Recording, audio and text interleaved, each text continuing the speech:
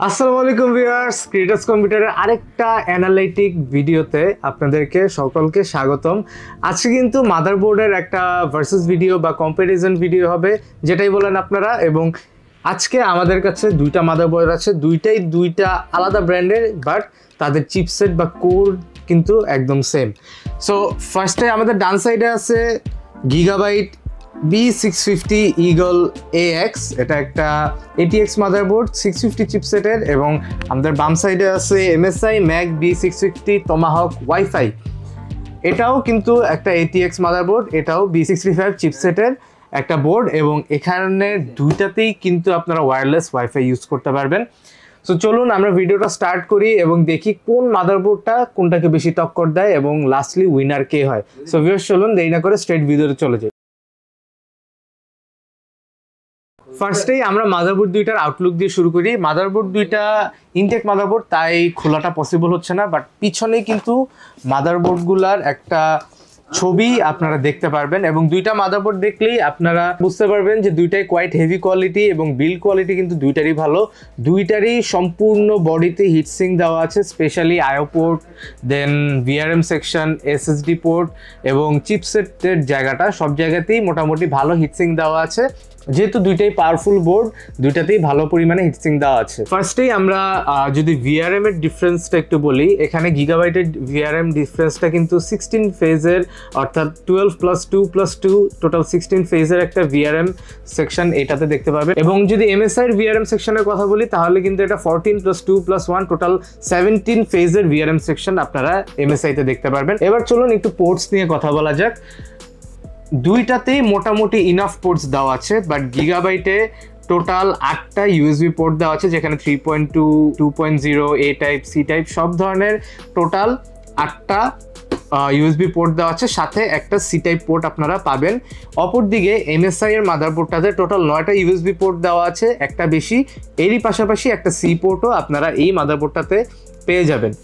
দুইটা motherboard analysis করার টাইমে স্পেসিফিকেশন ঘাটাঘাটি করতে করতে আমার মনে হইলো যে গিগাবাইটের দাম বেশি হবে, বাট যখন প্রাইস জানলাম তখন দেখলাম যে মাদারবোর্ডের এমএসআইটারই দাম একটু বেশি এবং গিগাবাইটেরটা একটু কম। এমএসআই মাদারবোর্ডটা ক্রিয়েটার্স কম্পিউটারের বর্তমান প্রাইস হচ্ছে 30,000 টাকা, যেখানে গিগাবাইটের মাদারবোর্ডটার প্রাইস হচ্ছে 27,200 টাকা ক্রিয়েটার্স কম্পিউটারের প্রাইস। এমএসআই এর টোটাল 4টা র্যাম স্লট আপনারা পাবেন এবং টোটাল 4টা র্যাম স্লটে ম্যাক্সিমাম আপনারা 128 জিবি পর্যন্ত DDR5 এর র্যাম ইউজ করতে পারবেন, অর্থাৎ এর থেকে উপরে যদি র্যাম ইউজ করেন সেটা সাপোর্ট করবে না।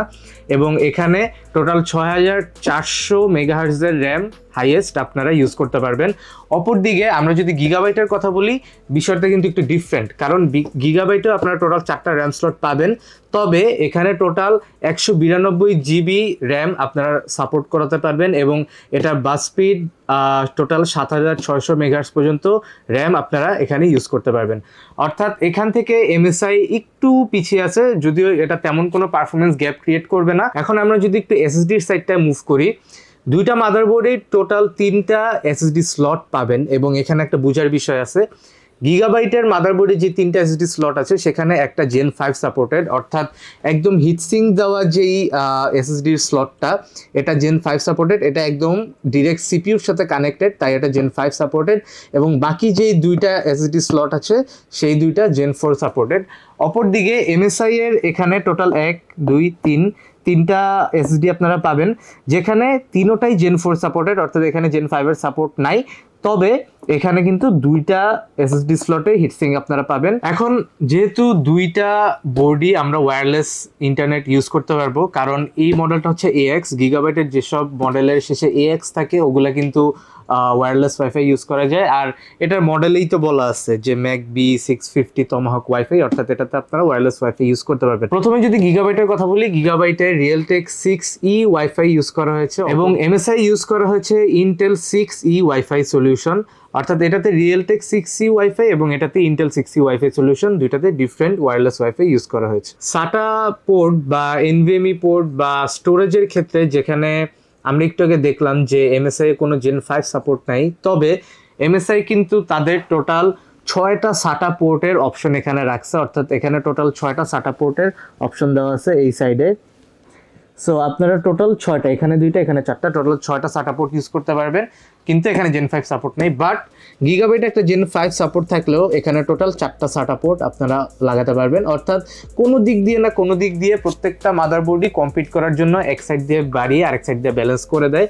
সো কোনোটাকে বড় কিংবা ছোট করে দেখার কিন্তু কোনো কারণ নেই। দুইটা মাদারবোর্ডই ব্লুটুথ সাপোর্টেড, দুইটাতে 5.3 ব্লুটুথ দেওয়া আছে। সো ভিউয়ার্স, এই ছিল আজকের ভিডিও। আশা করি ভিডিওটা ভালো লেগেছে। আমরা শীঘ্রই স্টুডিওতে পিসি ইনস্টল করে এই টাইপ কম্পোনেন্টে আমরা অনেক প্রেশার টেস্ট করে দেখব যে কোনটা কেমন প্রেশার নিতে পারে, কোনটা কেমন পারফরমেন্স আউটপুট দিতে পারে। তখন কিন্তু আমরা আরো ক্লিয়ার অ্যান্ড স্পেসিফিকভাবে আপনাদের কোনটার পারফরমেন্স কেমন এগুলো বলতে পারবো। সো ভিউয়ার্স, সে পর্যন্ত আমাদের সাপোর্ট করবেন, দেখতে থাকবেন ক্রিয়েটার্স কম্পিউটার। ভিডিওটা ভালো লাগলে একটা লাইক, কমেন্ট, চ্যানেলটাতে সাবস্ক্রাইব করে দিবেন। ভালো থাকবেন, নেক্সট ভিডিও পর্যন্ত দেখা হবে। আল্লাহ হাফেজ।